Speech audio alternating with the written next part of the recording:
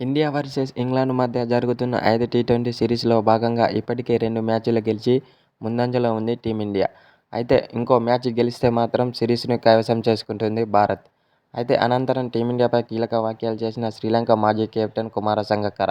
ఇలాంటి క్రికెట్ జట్టును నా క్రికెట్ చరిత్రలోనే చూడలేదని కుమార సంగక్కర ఓ సోషల్ మీడియా ద్వారా తెలిపాడు. టీమిండియాలో సీనియర్ల కంటే జూనియర్లే చాలా అద్భుతంగా రాణిస్తున్నారు. అటు బ్యాటింగ్లో, అటు బౌలింగ్లో, ఇటు ఫీల్డింగ్లో చాలా అద్భుతంగా రాణిస్తున్నారు కాబట్టి ఇప్పుడున్న ఫామ్లో టీమిండియాను ఓడించడం ఏ జట్టు వల్ల కాదని శ్రీలంక మాజీ కెప్టెన్ కుమార సంగక్కర ఓ సోషల్ మీడియా ద్వారా తెలిపాడు.